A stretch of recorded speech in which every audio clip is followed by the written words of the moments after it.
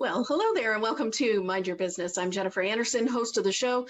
I'm also the executive director of the Georgina Chamber of Commerce. And our organization, together with Rogers TV Georgina, is bringing this show for business and about business. Today's episode is, of course, one of my favorite. Not only do I have three lovely ladies joining me on the show, but it's also a show about local businesses and local organizations. And that's my favorite, especially during this time. Now more than ever, the Chamber of Commerce really is talking to people about shopping local, supporting local.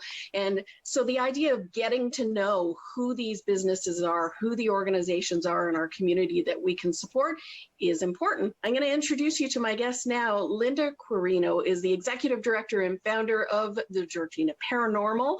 Hi, Linda. Thank you for joining us. Hello. It's a pleasure to be here. It's nice to have you on this show. It's nice to be on a TV host show and have them come on my show. So it's very nice to have you. We also have Kim Edmiston.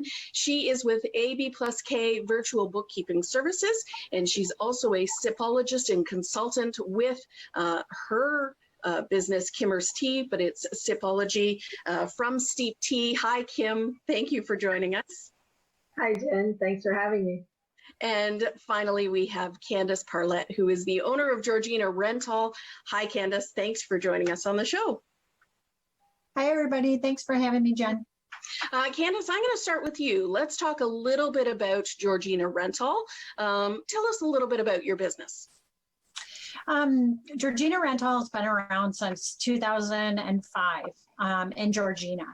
It started out kind of as a partnership, and then around 2010, it went on with a single owner, and then my husband and I took over in February 2018. Right. So for the last couple of years, this has been a business that you have been working very hard at. What are the types of services that your business provides? Yeah, we're in our third year right now, and we do small, medium, large equipment rental, as well as small engine repair and maintenance. We do chainsaw sharpening and a couple little odd things, here and there. So. Right. And it's a rental place. So, of course, people can come in and rent. I was looking at your website, and it's quite a list of the different things that your business provides. Yeah, we have a little bit of everything. So usually if you're looking for something, whether it's a hand tool or maybe like a aerator or thatcher, bush hog, or a bigger equipment like a skid steer or mini X, you can come and rent from us. Right. What brought you to this business? As somebody who took over an existing business in this community, what brought you to be a part of the day-to-day operations for this business?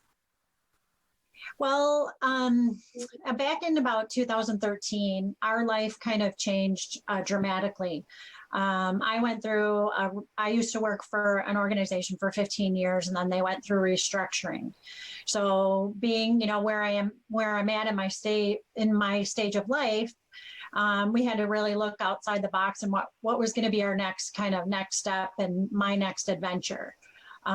So we were told about the opportunity, looking at the owner maybe wanting to retire.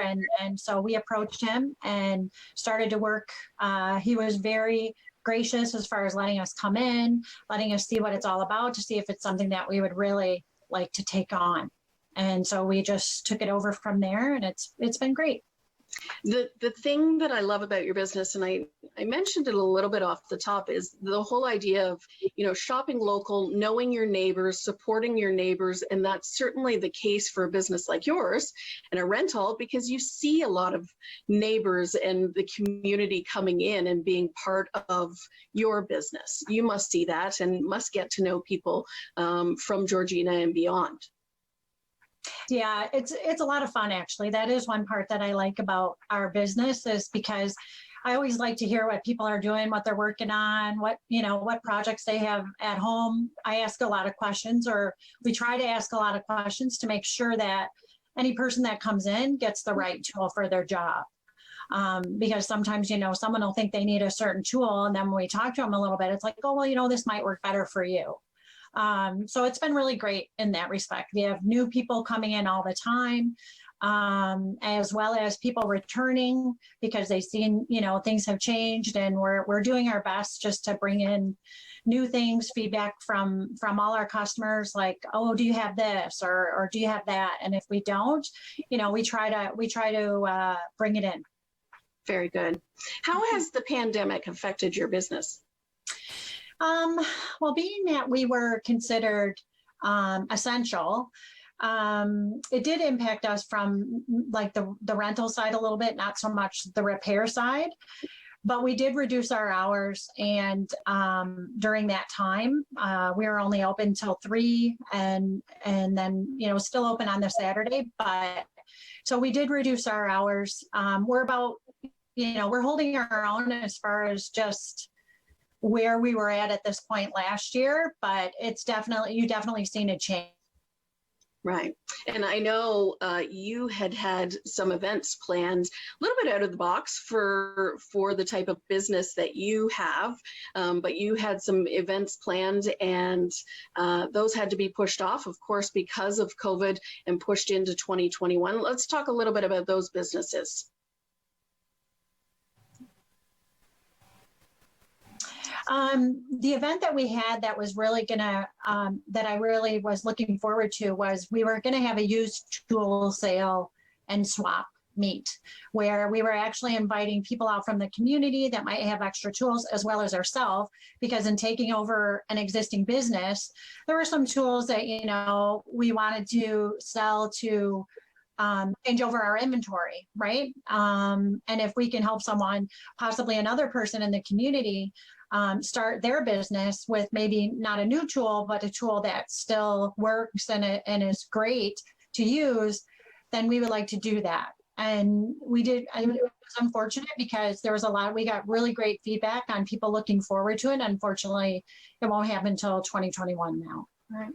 I think if we can create a silver lining, I hope we can create a silver lining. One of those things is, we've spent many, many months, everybody is, reorganizing, restructuring, cleaning, and, maybe having that event delayed until next year means there's even more tools that are now available to go out and be swapped in an event like this. See, that's the silver lining, Candace. I'm trying to be really positive here. Yeah, yes, us too. Yeah. Yeah, for sure. And it's those types of things. Is that what's next for Georgina Rental? Just, helping, providing the community and creating events like this? Yeah, that is the next step for us, as far as just, increasing our availability of some of the equipment that we have. The other thing that we would want to do is to really give back in our community and have events or things within our community, right? To just serve it better and just be there for everyone. Amazing. Thank you, Candace. I appreciate you being here and telling your story. Next, we have Kim. I'm going to bring Kim into the conversation, talk a little bit about, first of all, let's talk about life as a bookkeeper. Hi, Kim. Hello. Tell me a little bit about how you got that title. As a bookkeeper, how did your business grow in this community? That actually goes back many years. Into the 90s, when I was working for a small business, and he put QuickBooks on my desk and said, learn it and do my bookkeeping. Fast forward, there was a business called Momstown, and so I did that. I stayed in the financial industry until I had Momstown. I closed Momstown January 2015, and in April of that same year, I was all of a sudden a single mom. So I needed a job. I have a business coach through Momstown, and I was torn on the direction to go. That's why my business was originally virtual business services. Did I do digital media? But she kept saying to me, what are you good at? Well, it was bookkeeping. So the name changed. We went through another brand name change, and here we are today. And it's originally it allowed me to stay home. I didn't have any family up here, and the kids were young at the time. I needed to provide for the kids on my own and be here when they needed me, when the school bus dropped them off. So that's how it became virtual, and it's worked out very well for me. I love that parallel, because you and we met when you were a part of Momstown, and at that time you were helping moms in this community. As a bookkeeper, you were helping people, you were helping businesses, so you really have kept kind of that alignment on what you're doing. Oh, definitely. And people are a big part of my life. I love people. I like listening to their stories. I like to help them. And my clients are more than just my clients. They become part of my business family. And they know that. They can call me anytime. I'm always available to help them wherever I can. And I want to grow the business with them. I'm not there just to do their bookkeeping. I'm there to help them grow their business. Right. And you were ahead of the curve. The virtual came far before we had to be virtual. So I love that. What types of services do you provide? Bookkeeper typically is, reconciling accounts, accounts receivable, accounts payable, all the government remittances, WSIB. It's keeping. I always tell people, when you're doing your business plan, include a bookkeeper, because people they don't think it's an expense they require. They're going to do it themselves. I've done many cleanups for that reason. And what happens, I always, famous words are, if you don't know what's going on in your business, how can you grow your business? And it's the piece that's often forgotten until I get the urgent call saying, Kim, I need this done now. I have 2 years. Stay on top of it, know what's going on in your business, talk to your bookkeeper. I try to keep in touch with my clients, let them know what they're doing. I work on cost savings from doing their books, and let them help you grow your business. So I know that for a lot of people, when you talk about finances, when you talk about that area of their business, they get stressed. It's not their forte. So having a great bookkeeper is certainly an asset for somebody's business. But now you add the pandemic. Now you add all of these different, on a daily basis, there's new announcements, there's new relief, there's changes to the relief, then there's changes to the changes, and all of those things kind of happen. How do you help people? How do you help businesses navigate their way through these times? Well, I spent every day at 11 and 1 watching the TV, watching what's new. I looked forward to my announcements from the chamber in case I missed something, and kept me in a loop. And I was the go-to for all my clients. I filled out lots of paperwork for grants and loans, and just helping them get through what is the must-haves to keep the business going, and what can we do without, making sure the employees were taken care of if they were going off for a while. And just, I had clients that called me every single day, and we talked through it, we worked through it, we worked together, and, we made it through. For me, it was probably the busiest time I've ever had. I didn't sleep much. It wasn't unusual to be pulling all-nighters. But it was also hard because I had clients that didn't have the money to pay me. And so we were working together in that respect as well. I want to see them grow. I don't want to put them out of business. So It was a tough time. The virtual part was easy for me. I had some clients, I set them up with cameras, and we moved our on-site meetings to video meetings. Very good. Very good. Now, as if you weren't busy enough, you're talking about a busy time. The logical thing is to add another business. And that's what you've done. So tell us about Kimmer's Tea. That's actually a bit of an interesting story too. When I was with Momstown, I loved doing the shows in the community, and I missed that as being a bookkeeper. I wasn't seeing a lot of the people that I used to see. So I always wanted a cash and go product, if you will. And that was the tea. So over the years, I've had a lot of health problems, and I went to matcha. Matcha helped me with energy, keeping me even keel, and I bought it from David's Tea. David's Tea has since closed down. I had this opportunity in front of me and I chose to run with it. I figured nothing gained, nothing lost, but it has actually started off very successful for me. So I'm excited to do shows with you as things open up hopefully next year, and Yes. we'll go from there. Yeah. Absolutely. And it is, there's more than tea as part of the business. And it really is an opportunity for, once again, for you to be able to connect and be a part of the community. Definitely. And that's a big piece that I do miss. Yeah. And especially, especially as we head into the fall, as we head into the winter where we haven't been there yet. We're not really sure how shopping is going to look, but of course people need to shop. So the idea of being able to shop online, but yet stay local, be able to do those types of things will be a great asset to your business, but also to this community. Oh, for sure. And that's one of the things that I've talked to businesses about is you now have to think outside the box. And I saw that a lot in Georgina. I was very impressed.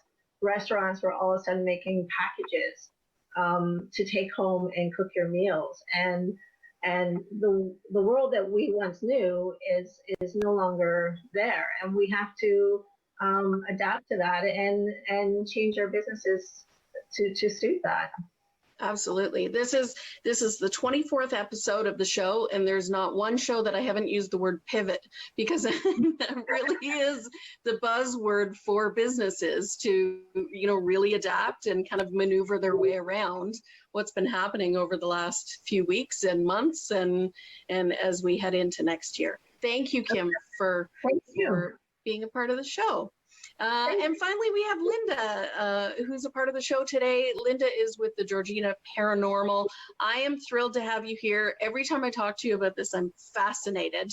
It's one of those things that I'm not sure I could go with you somewhere to do something, but I love to hear your stories. So for anybody who doesn't know, tell us what Georgina Paranormal is.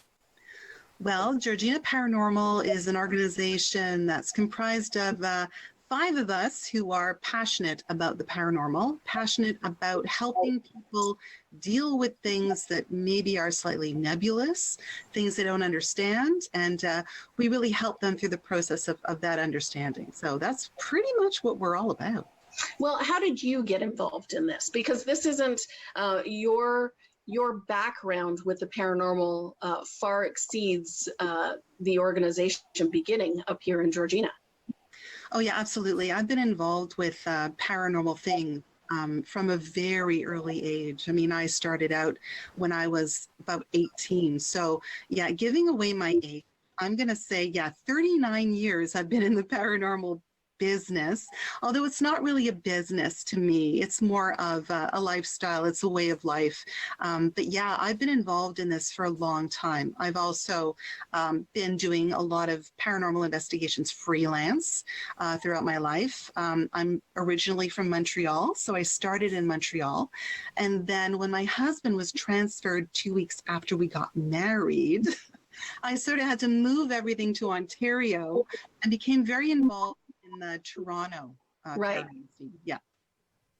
Very good. And what made you decide, because as a founder of this organization, there was a decision that was made that you would start an organization within this community? Yeah, that decision was actually made in 2012. In 2012, I was asked to present at the library, the Georgina Public Library. And what I thought would turn out to be 5 people in the audience turned out to be like 80 people in the audience. So it was then and there that I decided, there's a lot of interest in the paranormal here in Georgina. And there's so much richness in terms of paranormal history and history in general that I decided, you know what? Let's start an organization up here and see what happens. And we've morphed since then, since 2012. But you know what? In 2018, 2019, I feel like I got it right. I've got the right people on the team, the right vibe. And I think, we're ready to move forward, which is really fun. Well, and I did notice that there's an About Us section of your website. And if you go to it, each of the members of your team has a little bit different of a background, a little bit different in what they do in terms of, video versus a background in paranormal versus, being somebody who's new to this type of organization and just willing to learn. So you really have all different facets of people coming together and being a part of the organization. Yeah, absolutely. And I think it's really crucial, especially when you're dealing with something like the paranormal, where you do have a diverse number of people in your team or on your team that understand different aspects about it, because it's not just about ghosts and about getting scared and wanting to see spirits. It's about a whole lot of other things. You've got research, you've got tech, you've got a whole gamut, and I really believe that we got it right. I have probably the best team I've ever had. Amazing. I'm not going to lie, though. I did go on the website, so you have some local stories. And as I'm going through Keswick and I'm reading, it's almost like, because I'm a little bit of a fraidy cat. So as I'm going through them, you have street names, and there's a part of me that wants my street on there, and there's a part of me that really doesn't want my street on there. But you have fascinating stories about different places that you've been to right in our own community. Absolutely. And one of our missions, I think, as a team is to involve our community.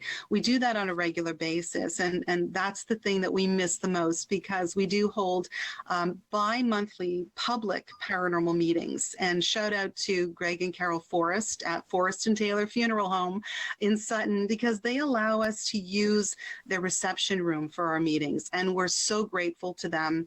But what started out again as 5-6 people coming to the meetings then turned out to be 100 people, and we've had to tell people, no, I'm sorry, but they're standing room only. But we encourage people to share their stories. We encourage people to come forward with any questions, anything, because yes, we have a great team. I'm very well connected with international paranormal societies, so what I don't know, I will always find out. Right. Well, that leads me to my next question, because the pandemic has affected a lot of businesses and organizations, yours included. I would assume that those in-person meetings have stopped currently. How has it affected the organization?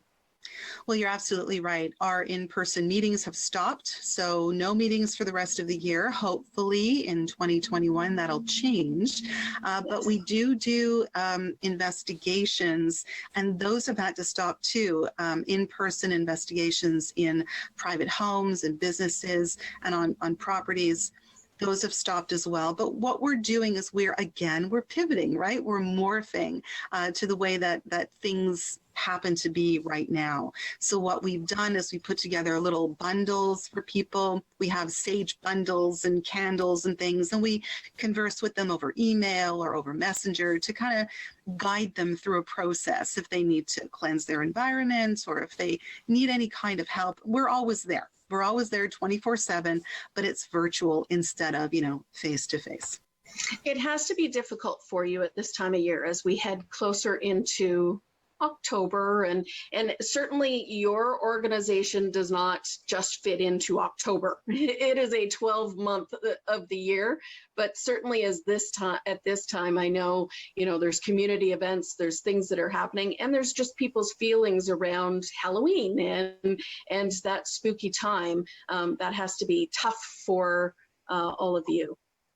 Yeah, it's really tough because we look forward to this time of the year. It's our busiest time. We love doing events because we really love to meet people and to communicate with them, to kind of, do a lot of that networking face to face.